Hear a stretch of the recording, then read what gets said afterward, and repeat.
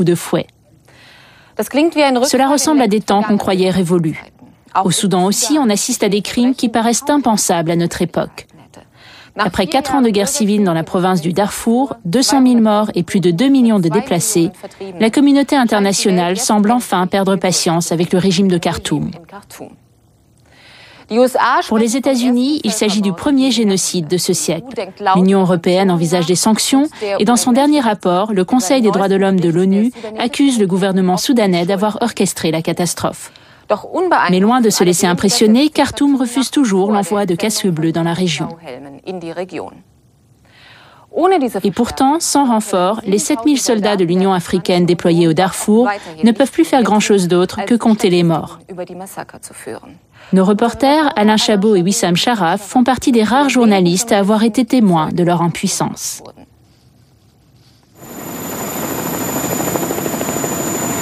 Nous n'étions pas retournés au Darfour depuis plus de 2 ans.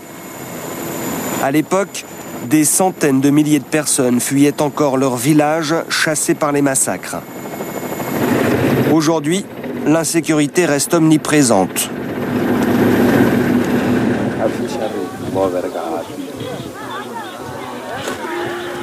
Le camp de Koutoum, au nord de la province. 80 000 personnes sont installées ici, sous la protection de l'Union africaine. Des conditions de vie difficiles. Pour ces familles, l'espoir de retourner sur leur terre s'amenuise au fil des jours. Les abris de fortune se transforment peu à peu en bâtissants durs. Ce sont des soldats sud-africains qui assurent la surveillance du secteur. Une présence lourdement armée.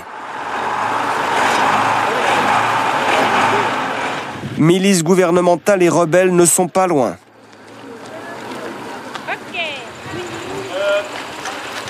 Ce jour-là, ces militaires de l'Union africaine enquêtent sur la mort d'un de leurs collègues.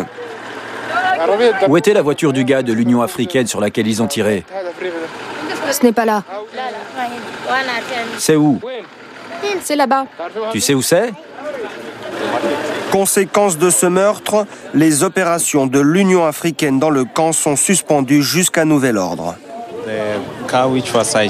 Notre collègue était au volant de la voiture qui a été volée. Ils lui ont tiré dessus, il a pu courir 30 mètres jusqu'ici et il est tombé à cet endroit. C'est là qu'il a perdu la vie. C'est le 9e membre de l'Union africaine tué au Darfour depuis le début du conflit. Mais c'est le premier à perdre la vie pour un simple vol de voiture. Des vols qui visent en priorité les véhicules tout-terrain, très convoités par les différentes factions qui les utilisent dans leurs opérations armées. Résultat, le moindre déplacement hors de leur base se fait sous lourde escorte. Ces soldats venus de tout le continent finissent par passer plus de temps à se protéger qu'à assurer leur mission.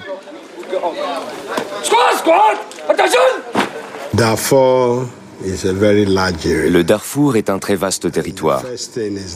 La première chose, c'est que l'Union africaine ne dispose que de 5000 soldats pour surveiller ce territoire grand comme la France. Ça veut dire que nous avons un soldat pour 2 km².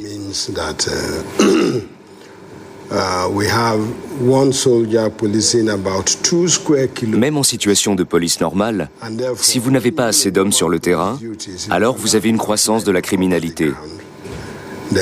Ce que je veux dire, c'est que nous n'avons pas les moyens. On ne domine pas la situation. Et comme nous ne sommes pas maîtres du terrain, nous sommes impuissants face à des situations plus ou moins graves qu'on devrait maîtriser. Et à tout cela s'ajoute la situation d'insécurité générale. Un constat d'impuissance largement partagé par la communauté internationale. Le Conseil de sécurité des Nations Unies a donc décidé l'an dernier de remplacer le contingent africain par plus de 20 000 casques bleus. Les premiers éléments sont déjà en place au Darfour. Les voici dans leur quartier général d'El Fasher. Une petite centaine d'hommes, des officiers pour la plupart. Une présence à peine tolérée par le gouvernement soudanais. À Khartoum, le président al-Bashir a même appelé la population à s'opposer par les armes à toute arrivée en force des casques bleus.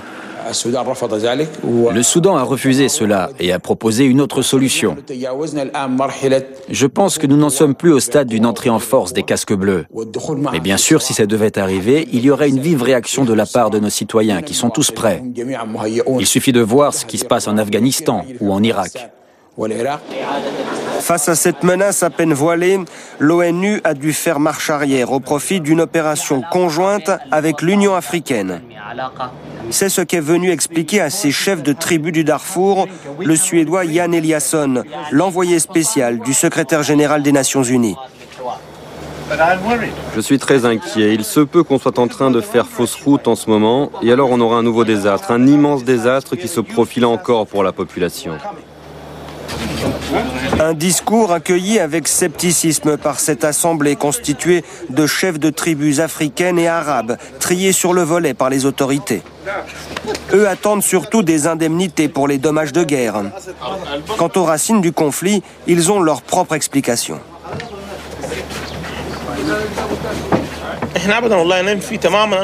Nous nions totalement que ce soit un conflit entre tribus arabes et tribus africaines.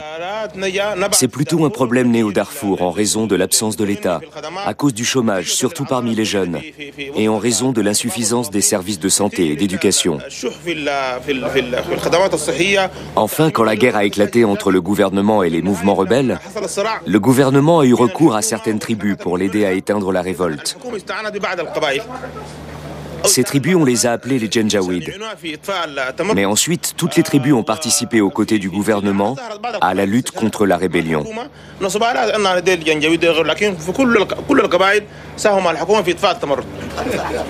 Pour ces chefs de tribus, les Janjaweed, ces miliciens arabes accusés de massacre, restent encore un sujet tabou. Tout comme les Tora Bora, qui désignent au Darfour leurs homologues côté rébellion. Ce mot est interdit. Le mot Janjaweed et le mot Tora Bora, chez nous, au Darfour, c'est interdit. Ni Janjaweed, ni Tora Bora. C'est interdit parce que ça crée des tensions parmi les gens. Si on veut recréer un tissu social, les mots qui provoquent la peur sont à proscrire. On ne veut pas que les gens les prononcent. Tawila, autre zone de tension confiée à l'Union africaine. D'un côté le camp, de l'autre le village, en grande partie déserté par ses habitants. Lors de notre dernier passage, voici 2 ans, ce gros bourg était encore prospère. Aujourd'hui, rares sont ceux qui osent encore s'aventurer dans ces ruelles. Ici, les attaques sont encore fréquentes. Rebelles, milices et soldats gouvernementaux s'affrontent régulièrement pour le contrôle de cette localité abandonnée.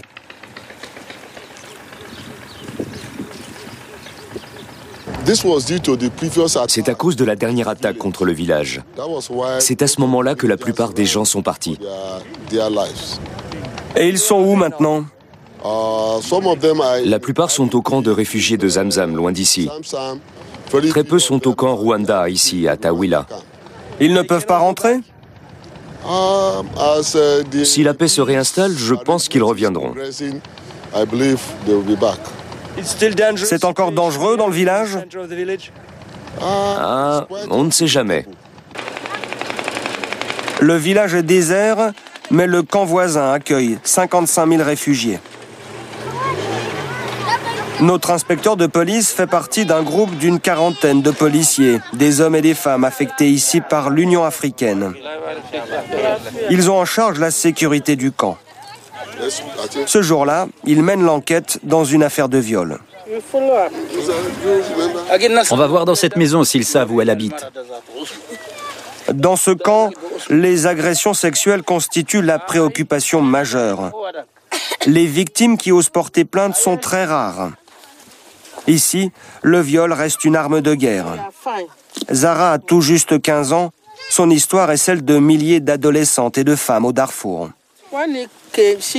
Elle est venue nous voir. On a pris sa déposition et après le docteur l'a examinée et lui a donné les premiers soins. Ensuite, on a envoyé le rapport à notre quartier général à El Fasher. C'est ça notre travail. Dans ce type d'enquête, les policiers de l'Union africaine cèdent volontiers la place à leurs collègues féminines. L'équipe est venue réentendre la jeune victime à la recherche de nouveaux indices. Finalement, elle accepte de nous parler à l'écart.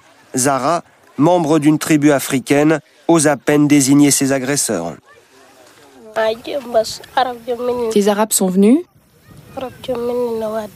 Ils nous ont menacés. Je me suis enfuie, j'ai couru et je suis arrivée dans un village. Il y avait des Africains, ils nous ont posé des questions et je leur ai dit la même chose que je suis en train de vous dire.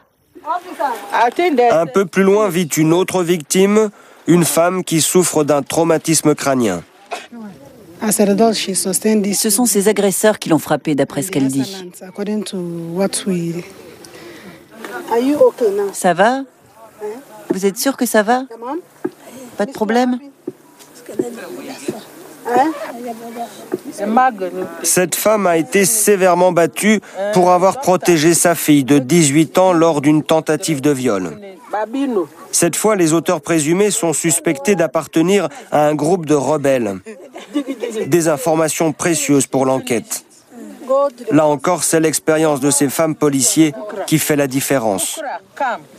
Elles nous font plus confiance qu'aux hommes. La plupart du temps, quand elles viennent déposer plainte, s'il y a des hommes présents, elles ne parlent pas. Il faut qu'on les fasse partir pour qu'elles se confient. Et elles vous en disent beaucoup ? Elles nous parlent beaucoup, mais pas dans toutes les circonstances. Il faut vraiment les convaincre de dire la vérité, parce que la plupart de ces femmes sont terrorisées après un viol. Il nous faut beaucoup de savoir-faire pour qu'elles nous disent la vérité. Dans les affaires de viol, c'est l'absence de résultats qui constitue la plus grande déception pour ces policiers. En venant au Darfour, ils pensaient pouvoir défendre la veuve et l'orphelin. Mais ici, pas question pour eux d'arrêter les suspects. Leur rôle se limite à enregistrer les plaintes qui sont ensuite transmises sans grand espoir à la police soudanaise. Normalement, on transmet ce type d'affaires à la police soudanaise en charge des enquêtes. Mais ce qu'ils nous disent, c'est que leur travail principal est de surveiller la route et qu'ils ne sont pas là pour enquêter. Pour nous, c'est difficile à accepter. Et les rebelles non plus, ils ne sont pas organisés ici pour faire des enquêtes.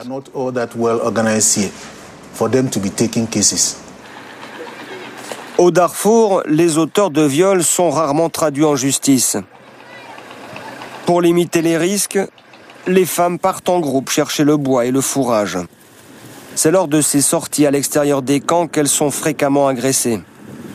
Ces femmes de l'ethnie Four accusent les hommes d'une tribu africaine rivale, les Agawa. Si tu vas par là, tu vas les trouver. Qui ça, les miliciens?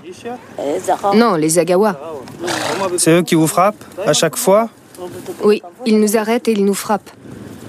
Pour ces femmes, le viol est une menace quotidienne, malgré la présence de l'Union africaine.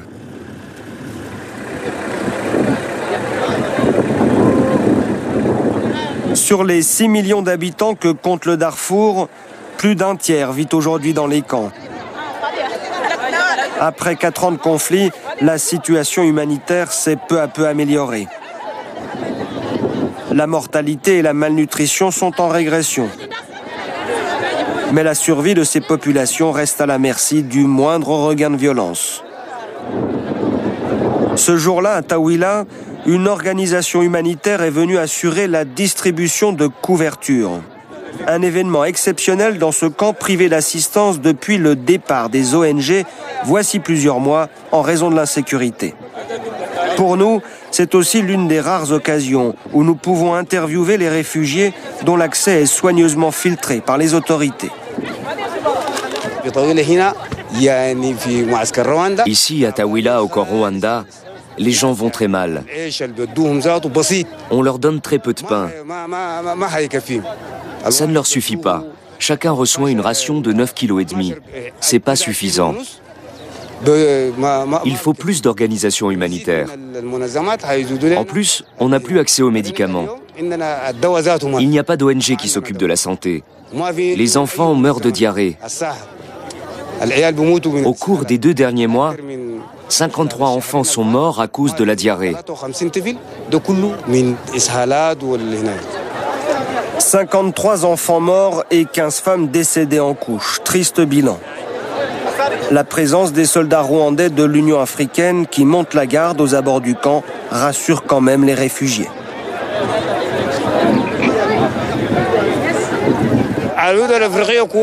Les soldats de l'Union africaine se comportent bien avec nous. Ça a toujours été ainsi. Leur commandant organise des patrouilles dans la zone et la protège. Mais depuis peu, les patrouilles se sont arrêtées. On ne sait pas pourquoi.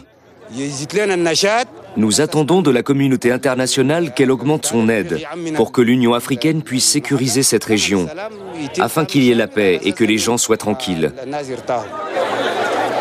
À Taouila, les organisations humanitaires internationales n'envoient plus ici depuis longtemps leurs expatriés. La présence est assurée ponctuellement par du personnel soudanais, réduit à s'entourer d'un luxe de précaution pour pouvoir subvenir aux besoins des réfugiés.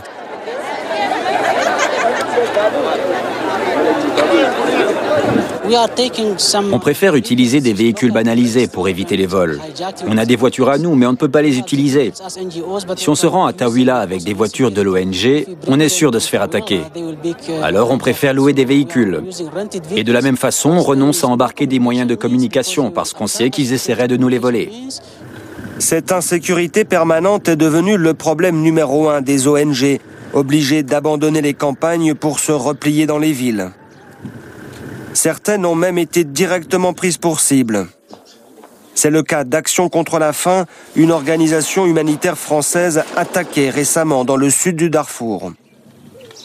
L'opération, qui visait encore à voler des voitures, s'est déroulée dans des circonstances particulièrement dramatiques. La violence, la soudaineté essentiellement, la menace par arme, l'impossibilité de communiquer avec les agresseurs qui sont arrivés à la tombée de la nuit avec un objectif très déterminé qui ne s'est pas limité au pillage classique, entre guillemets, qui consiste à essayer de récupérer du matériel ou des voitures.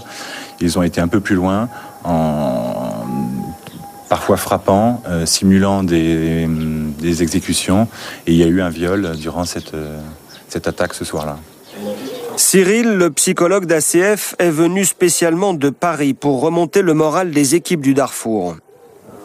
Ces volontaires qui passent 1 an sur le terrain ne souhaitent pas être filmés pour leur sécurité. L'ONG a connu des événements plus dramatiques, comme l'assassinat en 2006 de 17 employés au Sri Lanka, un massacre qui avait déclenché le départ d'ACF. Au Darfour, Action contre la faim a décidé de rester. Ce qui va être essentiellement modifié, c'est la qualité du briefing, les informations qui sont transmises. Maintenant, on va dire effectivement aux expats et au personnel humanitaire qui veut s'engager que le contexte s'est détérioré et que maintenant, il y a la présence de ce type de violences qui peuvent arriver. Même les agences des Nations Unies ne sont pas épargnées. Depuis ces entrepôts, le Programme alimentaire mondial distribue chaque mois 40 000 tonnes d'aliments. Des sacs de sucre, de riz ou de farine acheminés par la route vers les camps de réfugiés. Les camions sont souvent attaqués et les chauffeurs parfois tués. Les gens dans les camps ont leurs problèmes, mais ceux qui sont en dehors des camps, dans les campagnes, peuvent être attaqués et même bombardés. Alors, en fonction de l'endroit où ils se trouvent, les circonstances peuvent devenir très très difficiles. En fait, cette situation anarchique s'est accélérée après la signature de l'accord de paix en 2006 entre le gouvernement et une partie du SLA, le principal mouvement rebelle. L'opposition armée a alors éclaté en une kyrielle de groupuscules incontrôlables. Ceux-là appartiennent au mouvement de Mini Minawi, le chef rebelle qui a fait allégeance à Khartoum. Le voici en visite au quartier général de l'Union africaine au Darfour. Il est venu remettre un véhicule volé voici peu à la force de maintien de la paix. Le 4x4 a été grossièrement maquillé. Ce sont ces hommes qui sont soupçonnés, mais le geste est apprécié. On s'est fait voler plus de 100 véhicules. Et ça, c'est un très bon début. Alors, au nom de l'Union africaine, je voudrais vous dire merci. Merci beaucoup, monsieur, pour avoir retrouvé notre voiture.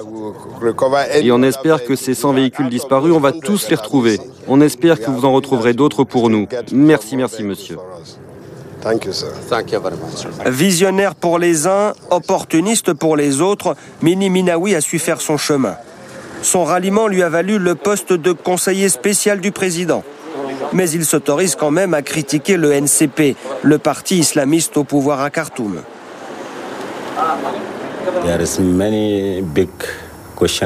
Il reste beaucoup de grandes questions dans l'application de ces accords de paix. Comment Khartoum joue avec les signataires et les non-signataires de ces accords? De même, comment certains hommes politiques, notamment du côté du gouvernement, instrumentalisent les divisions au sein de la population du Darfour? Et puis, il faut aussi régler la question de la mauvaise gestion de l'argent public, celle de l'armement des tribus. Ça fait beaucoup de choses à revoir. Sur le plan militaire, le cessez-le-feu n'est pas respecté. De sérieux accrochages sont signalés régulièrement. Les plus meurtriers opposent les forces armées soudanaises aux factions rebelles qui n'ont pas signé l'accord de paix. Reste la question des crimes contre l'humanité. La justice internationale montre du doigt de hauts responsables soudanais, mais Khartoum fait la sourde oreille. C'est vrai, il y a eu une guerre, des problèmes. Et certains individus ont transgressé les lois humanitaires. Ils ont tué, blessé des gens et ont commis d'autres forfaits. Ces gens-là sont en ce moment devant les tribunaux, comme toute personne accusée de pareils crimes. Ils n'auront aucune protection. Sachez que les lois soudanaises sont plus strictes que les lois internationales. Une argumentation qui laisse sceptique la communauté internationale plus que jamais dans l'impasse au Darfour. Seule porte de sortie, la reprise des pourparlers de paix avec toutes les factions rebelles et surtout l'indispensable renforcement des soldats de l'Union africaine totalement enlisés après 4 ans de conflit. Depuis 4 ans, nos équipes se sont rendues plusieurs fois au Darfour. Vous pouvez retrouver tout le reportage et un dossier spécial sur notre site internet arte.tv, rubrique Arte Reportage.